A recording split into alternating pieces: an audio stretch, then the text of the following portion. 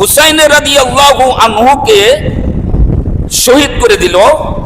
শহীদ করে দেওয়ার পর তার মাথাটাকে নিয়ে উবাইদুল্লাহ ইবনে জিয়াদের কাছে নিয়ে অর্পণ করলো। তার কাছে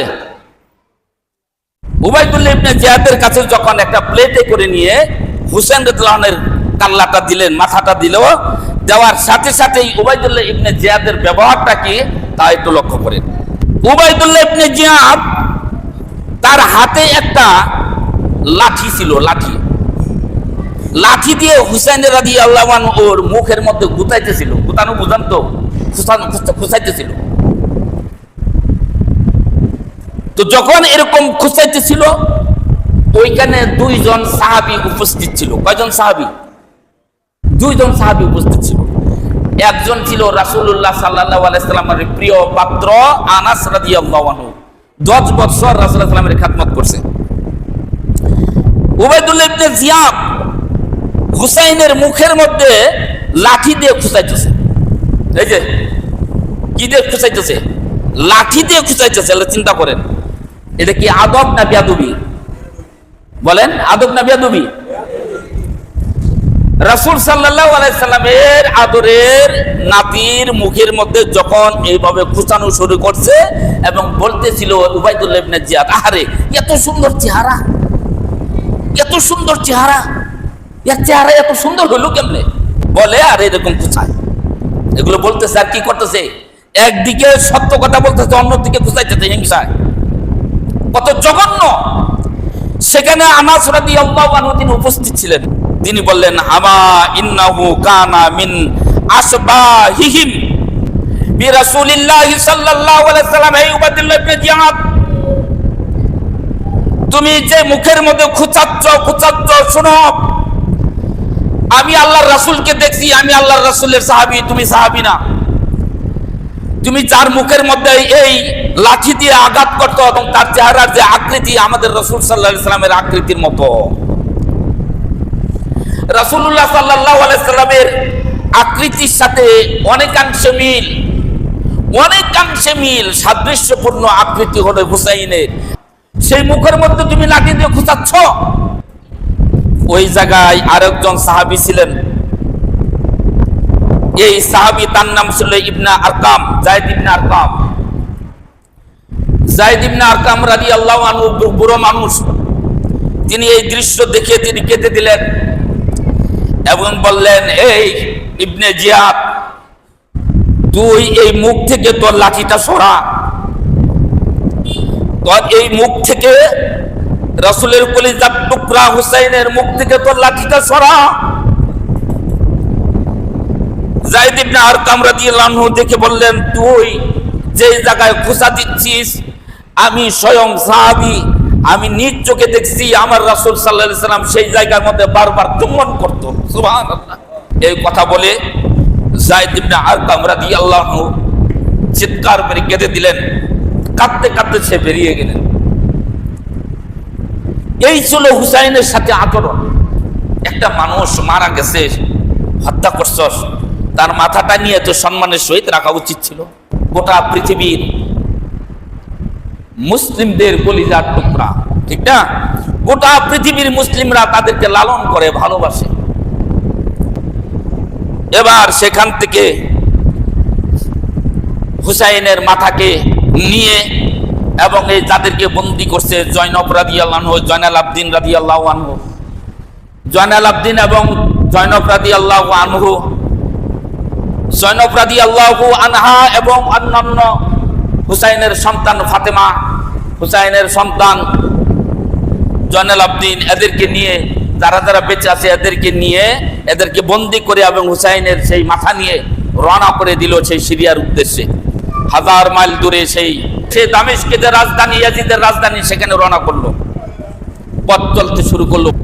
রাস্তা দিয়ে যাচ্ছে, পিপাসায় গলা পর্যন্ত শুকিয়ে গেছে, কথা বলতে পারতেছে না। এমন অবস্থাতে এক বাড়ির কাছ দিয়ে মরুভূমির এক পাশে একটা ছোট্ট কুঠুরি ছিল।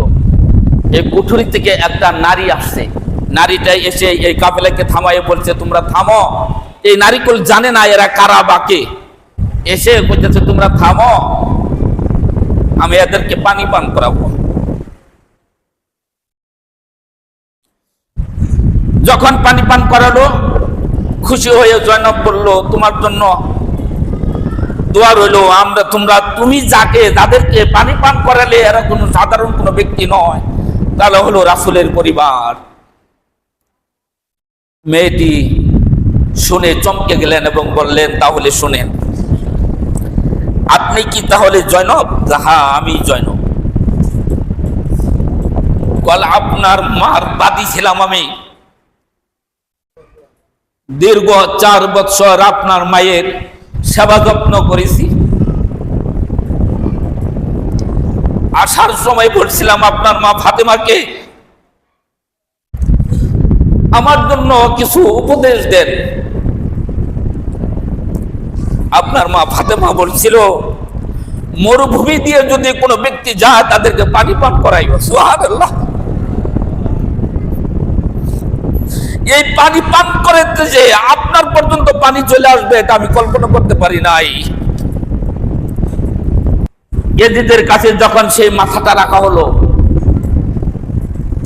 ঠিক উবাইদুল্লাহ ইবনে জিয়াদ যে আচরণ করলো, ইয়াজিদও সেই আচরণ শুরু করলো। তার হাতে ছিল একটা সূরা, অথবা কেউ বলছে খেজুরের ঢাল। এই খেজুরের ঢাল দিয়ে এরা বলে যে হুসাইনকে নাকি হত্যা করে না, হুসাইনের জন্য নাকি ইয়াজিদে কাঁদছে। আপনারাই নিজেরা বিচার করবেন কতটুকু কাঁদছে। দেখেন, হুসাইনের জন্য ইয়াজিদে কতটুকু কান্নাকাটি করছে তার প্রমাণ পাবেন এখন। হুসাইনকে যখন সেখানে নিয়ে যাওয়া হয়, হুসাইনের মাথা, ইয়াজিদে তার হাতে যে লাঠি ছিল, সেই লাঠিটা ছিল খেজুরের ঢাল। খেজুরের ঢাল দিয়ে তিনি হুসাইনের মুখের মধ্যে আঘাত করতেছিল আর দাঁতের মধ্যে খুঁচাইতেছিল। দাঁতের মধ্যে খুঁচানি দেখে ওই ছড়ি দিয়ে বারবার ইয়াজিদে খুঁচাচ্ছে। তখন আবু বারজা আসলামী রাদিয়াল্লাহু আনহু তাকে এটা দেখে ফেলছে। দেখার পরে বলতেছে, লাকাদ রাআইতু রাসূলুল্লাহি সাল্লাল্লাহু আলাইহি ওয়াসাল্লাম ইয়ারসুফু। আবু বারজা আসলামী রাদিয়াল্লাহু আনহু তিনি বললেন, ইয়াজিদ তুমি এটা কি করছো? তুমি যে জায়গায় খুঁচাচ্ছ আমি সেই জায়গায় আল্লাহর রাসূলকে চুমু খাইতে দেখছি। হুসাইনের মুখের মধ্যে আল্লাহর রাসূল কতবার চুমু খেয়েছে কোনো হিসাব নাই, আর সেই মুখের মধ্যে তুমি খুঁচাচ্ছ খেজুরের ডাল দিয়ে। এরপরে তিনি কেঁদে দিয়ে বললেন, শোনো, তুমি যে আচরণ করলে যার সাথে, তিনি আর কেউ নন, তিনি মুহাম্মদুর রাসূলুল্লাহ সাল্লাল্লাহু আলাইহি সাল্লামের নাতি। এই হুসাইনের শাফায়াত করবে স্বয়ং রাসূলুল্লাহ সাল্লাল্লাহু আলাইহি সাল্লাম হাশরের ময়দানে। আর তোমার শাফায়াত রাসূল করবে না, তোমার শাফায়াত করবে যে ব্যক্তি হুসাইনকে হত্যা করে তোমার কাছে পাঠাইছে, উবাইদুল্লাহ ইবনে জিয়াদ। তোমার শাফায়াতকারী হবে উবাইদুল্লাহ ইবনে জিয়াদ, জঘন্য ব্যক্তি। তুমি এই ধরনের আস্পর্ধা দেখালে। ইয়াজিদে আবার বাক বিতনটাই শুরু করে দিলেন। কার সাথে? আরেকজন রাসূলের নাতনি আছে, তার নাম হলো জয়নব। এক পর্যায়ে তার ওই ভিতরে, ওর পারিষদের ভিতরে একটা লোক ছিল, এর নজর পড়ে ফাতিমার দিকে। ফাতিমা ছিল হুসাইন রাদিয়াল্লাহু আনহুর কন্যা। ফাতিমার দিকে নজর পড়লো, নজর পড়ে বলছে, হে আমিরুল মুমিনিন ইয়াজিদ, আপনি একে আমাকে দিয়ে দেন, আমি তাকে দাসী বানাবো। কি বানাবো? ফাতিমা রাহমাতুল্লাহ আলাইহা তিনি ভয়ে আতঙ্কিত হয়ে তিনি নিজে বর্ণনা করছেন, আমি ভয়ে আমার শরীর কাঁপতেছিল, এখন বেন কি হয়ে যায়। দৌড়ায় যাই আমি আমার ফুফির পাশে যেয়ে দাঁড়াইলাম, জয়নব ফুফি। জয়নব রাদিয়াল্লাহু আনহু তাকে হাত দিয়ে জড়াইয়ে ধরলেন এবং ইয়াজিদকে ভর্ৎসনা করলেন। এই যে এতটুকু ঘটনা আমি বললাম, এই সমস্ত ঘটনার ক্ষণিকের জন্য এই ইয়াজিদ কিছু নরম হলো। নরম হওয়ার পর লোমান ইবনে বশির করে একজন লোক আসছিল, তাকে জিজ্ঞাসা করলো, আমি কি করবো এদেরকে? হুসাইনকে হত্যা করা হয়েছে, অমুক অমুককে হত্যা করা হয়েছে, এখন এই বন্দীদেরকে কি করবো? এদের কি হত্যা করবো, না দাসী বানাবো, না ছেড়ে দেবো? তুমি বলো। লোমান ইবনে বশির তিনি বললেন, হে আমিরুল মুমিনিন, মানে তাদের আমিরুল মুমিনিন, হে ইয়াজিদ, আপনি যদি নির্ভয় দেন একটা আমি কথা বলতে পারি। না, আমি তো তোমার কাছে অনুমতি চাইলাম, পরামর্শই চাইলাম, বলো। লোমান ইবনে বশির বললেন, এদিন শুনেন, আপনি যে আচরণ আর ইবনে জিয়াদে যে আচরণ করেছে এই নবীর পরিবারের সাথে, 23 জন নবীর পরিবারের ছোট বাচ্চা থেকে বৃদ্ধ পর্যন্ত হত্যা করা হয়েছে। 23 জনের মাথা আপনার কাছে উপস্থিত করা হয়েছে। আজকে যদি স্বয়ং রাসূলুল্লাহ সাল্লাল্লাহু আলাইহি সাল্লাম এই অবস্থাতে এখানে উপস্থিত থাকতেন, এদের প্রতি কি ভালো আচরণ করতেন না খারাপ আচরণ করতেন আপনি বলেন? তখন এই ইয়াজিদ বলল, না, অবশ্যই রাসূল থাকলে তাদের সাথে ভালো আচরণ করতেন। নবী যদি ভালো আচরণ করতো তাহলে আমিও আপনার কাছে করজোর অনুরোধ করব, নবীর পরিবারদেরকে আর কষ্ট দিবেন না, কষ্ট দিবেন না, নবীর পরিবারগুলোকে ছেড়ে দেন, কষ্ট দিবেন না। এজিদের মন নরম হলো, তাদেরকে প্রাসাদে নেওয়া হলো, খাওয়ার আয়োজন করলো, আপ্যায়ন করলো, এই কাজগুলা করছে। শেষে আপ্যায়ন করার পর নোমান ইবনে বশিরের দায়িত্বে বললো, তুমি নিয়ে যাও মদিনাতে, এদেরকে পৌঁছাই দাও। নোমান ইবনে বশির তিনি নিয়ে আসলেন মদিনায়। মদিনাতে নিয়ে আসলেন। মদিনাতে আসার অনেক আগেই আব্দুল্লাহ বিন আব্বাস সমস্ত লোকদেরকে বলতেছে, তোমরা একটা খবর শোনো, আমার মনে হয় হুসাইন দুনিয়াতে নাই। আমি আজকে স্বপ্নে দেখছি, সোনারে তিরমিজিতে হাদিস আসছে, আমি আজকে স্বপ্নে দেখছি রাসূলুল্লাহ সাল্লাল্লাহু আলাইহি সাল্লাম আমার কাছে এসে মলিন অবস্থায় বলতেছে, ইবনে আব্বাস, তুমি কি জানো আমার পরিবার হুসাইনের সাথে কেমন আচরণ করছে আমার উম্মতেরা? তখন আমি বললাম, ইয়া রাসূলুল্লাহ, আপনার মুখটা মলিন, কি আচরণ করছে, কি বলতে চান? তিনি কারবালার ময়দানের একটু রক্ত মাখা মাটি দেখিয়ে বললেন, আমার হুসাইনকে শহীদ করে দিয়েছে, আমার হুসাইনকে নির্মমভাবে তারা শহীদ করছে। তিনি স্বপ্ন থেকে জাগ্রত হয়ে ঘোষণা দিলেন, হুসাইন দুনিয়াতে নাই। রাসূল সাল্লাল্লাহু আলাইহি সাল্লামের স্ত্রী আমাদের আম্মা জান,